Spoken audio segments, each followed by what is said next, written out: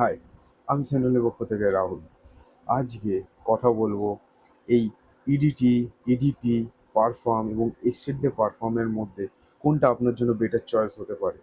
ইডিটি মানেই কি খারাপ, আর এক্সটেন্ড দ্য পারফর্ম মানেই খুব ভালো? তো সময় নষ্ট না করে চলুন আজকে ভিডিও শুরু করা যায়। তার আগে ভিডিওটা পুরো দেখার অনুরোধ রইল। যদি হ্যাঁ, তো যেটা বলছিলাম, এখানে ইডিটি, ইডিপি, পারফর্ম এবং এক্সটেন্ড দ্য পারফর্ম আছে। আমি এখানে মূলত ইডিটি এবং ইডিপি নিয়ে কথা বলবো। পারফর্ম এবং এক্সটেন্ড দ্য পারফর্ম নিয়ে এখন বলবো না, তার কারণ অবভিয়াসলি ওদের পারফিউম কনসেন্ট্রেশন হচ্ছে বেশি। তো এখানে আমি দুটো পয়েন্ট ইডিটি এবং ইডিপি নিয়ে কথা বলবো, যার তুলনামূলক মানে অয়েল পার্সেন্টেজ কম এবং তুলনামূলক অয়েল পার্সেন্টেজ বেশি। তো আপনাদের বোঝানোর জন্যই এই দুটো নিয়ে কথা বলবো। তো হ্যাঁ, তো ইডিটিতে যেহেতু পারফিউম কনসেন্ট্রেশন কম এবং অ্যালকোহলটা বেশি পরিমাণে থাকছে, সেহেতু কি হয়, পারফিউমের মলিকিউলকে এই অ্যালকোহল কিন্তু এয়ারে নিয়ে ভাসে, যার জন্য ইডিটি কিন্তু প্রজেকশন করবে বেশি, কিন্তু অয়েলের পরিমাণ কম থাকার জন্য লাস্টিং হবে কম। আর ইডিপির ক্ষেত্রে কিন্তু অয়েল কনসেন্ট্রেশনটা ইডিটির থেকে একটু হলেও বেশি। তো তখন কি হচ্ছে, অয়েলের মলিকিউলার ওয়েটটা বেড়ে যাচ্ছে। তো ইডিটি যেভাবে প্রজেক্ট করবে, ইডিপির ক্ষেত্রে কিন্তু অতটা হবে না। বুঝাতে পারলাম? তার কারণ মলিকিউল যেহেতু ভারী হয়ে যাচ্ছে, সেহেতু ইডিটির মতো হাওয়ায় অত ভাসতে পারবে না। কিন্তু যেহেতু অয়েলের পার্সেন্টেজটা বেশি হচ্ছে, সেহেতু লাস্টিংটা কিন্তু ইডিপির বেশি হবে ইডিটির তুলনায়।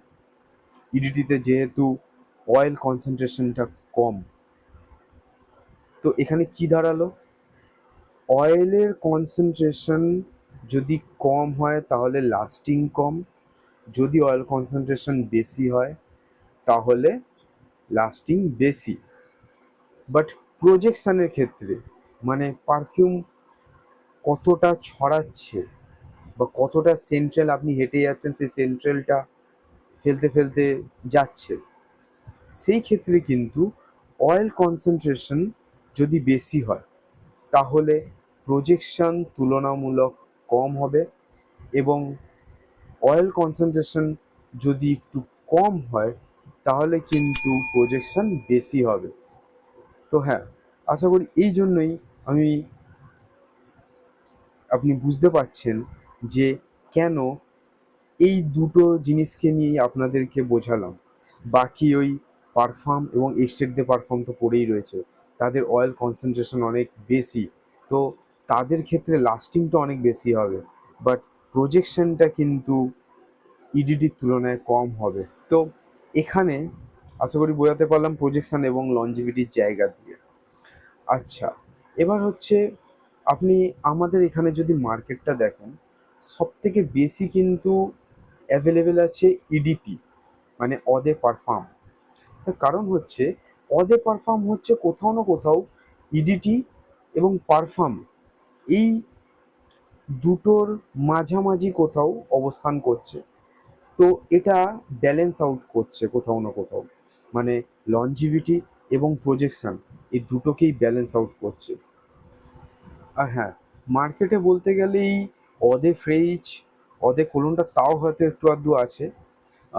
পারফর্ম আর এক্সটেন্ড দ্য পারফর্ম চট করে আপনি খুব বেশি পাবেনও না।